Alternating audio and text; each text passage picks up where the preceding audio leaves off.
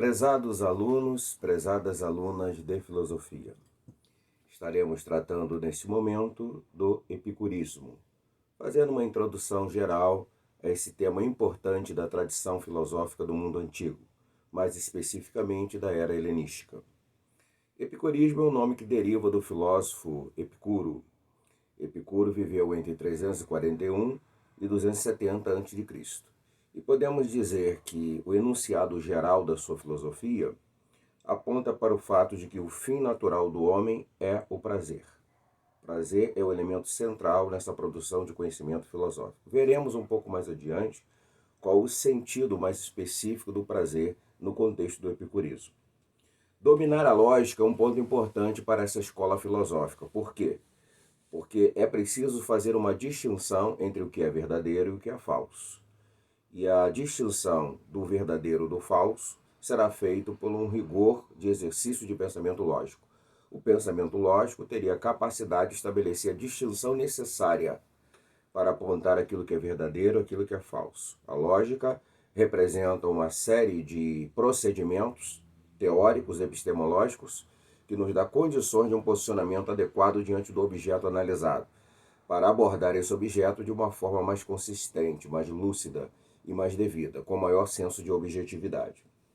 A busca do prazer ético, e é essa a palavra mais central, o prazer no sentido de uma vida bem vivida, de uma vida com ética, de uma vida que repousa nas virtudes, numa vida que seja propiciadora de um caminho de felicidade, se dá através da filosofia. A filosofia é o instrumento por excelência para criar as condições de uma vida ética e de uma vida centrada na dinâmica e na perspectiva do prazer. Há uma palavra grega para essa questão, ataraxia.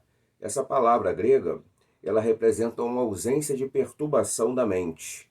Seria uma serenidade diante dos fatos da vida, uma serenidade diante das circunstâncias, das turbulências existenciais que os seres humanos atravessam. Essa é a grande questão. A filosofia seria capaz de levar a esse estado de mente, levar a esse posicionamento existencial, de serenidade diante dos desafios, de serenidade diante dos problemas, de serenidade diante daquilo que a vida é e daquilo que ela vai reproduzir em todos os seres humanos em termos de ser os elementos que fazem parte mesmo da condição humana. Sofrimento, a dor e as experiências outras variadas dessa vivência.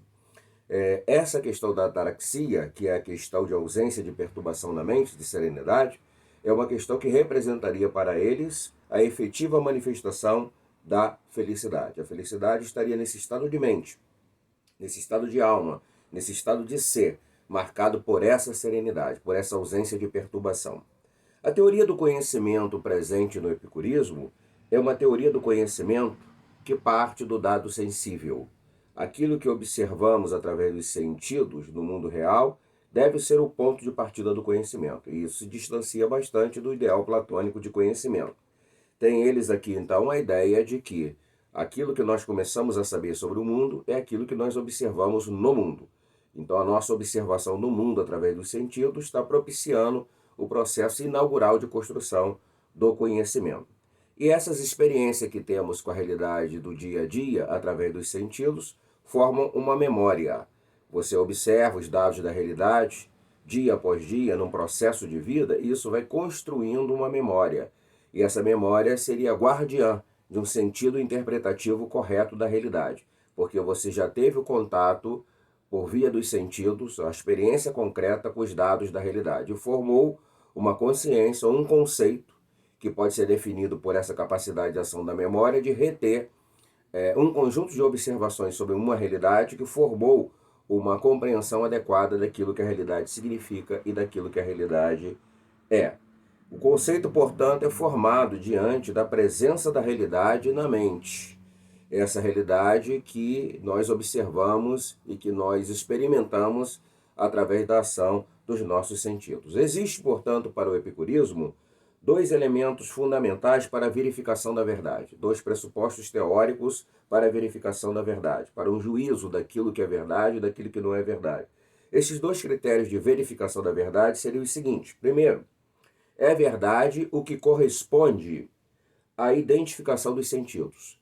aquilo que falamos está em correspondência com os sentidos, com o que os sentidos observam, com aquilo que os sentidos é capaz de reter, com aquilo que os sentidos é capaz de determinar, se a sentença explicativa está de acordo com essa ação dos sentidos, pode ser corroborado por aquilo que os sentidos observam e apreendem, aí nesse sentido nós teríamos a verdade, teríamos a possibilidade da verdade. A verdade seria, portanto, um elemento de coadunar o exercício do pensamento, a capacidade da inteligência com aquilo que os sentidos observam e percebem na realidade concreta que estamos inseridos.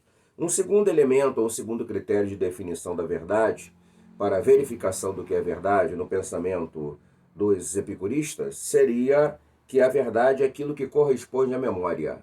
A memória que foi construída através dessa observação viabilizada pelo exercício da prática dos sentidos. Então, os sentidos observam a realidade e, à medida que vão efetuando continuamente essa observação da realidade, formam uma memória de compreensão da realidade.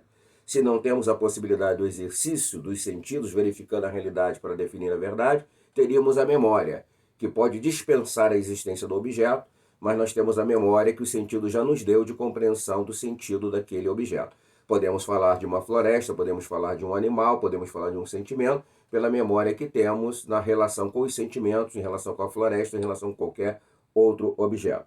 A interpretação do mundo deve se livrar das superstições, diriam os epicuristas. Não devemos ter superstição nenhuma para encarar o mundo. O mundo deve ser entendido através de um exercício puro de razão. Epicuro, depois, ele adquire uma propriedade e ali ele tem um jardim. E nesse jardim ele estabelece uma escola de filosofia. O Jardim de Epicuro, portanto, é um momento interessante na história da filosofia. Poderíamos destacar algumas coisas. Ali estavam sendo discutidas as questões do caminho da felicidade, as questões da busca do prazer, a questão da superação da superstição e dos critérios para compreender a verdade. Mas há um dado também social muito interessante. Essa escola tinha a presença de mulheres e de escravos, o que não seria aceitável e comum no mundo grego antigo, onde havia uma segregação em relação ao papel social da mulher e havia também uma discriminação em relação aos escravos. Portanto, eles estavam bem avançados para o seu tempo em termos de possibilidade de participação de todos num processo de construção de conhecimento. Em linhas gerais, é disso que o epicurismo está tratando, é isso que ele está propondo em termos de ação de pensamento filosófico. O fim natural do homem é o prazer e, sobretudo, a afirmação do prazer na esfera da concretização das virtudes, por um caminho de ética que a filosofia é capaz de traçar na observação da realidade. Iremos mais adiante falando do estoicismo e o ceticismo no nosso próximo encontro.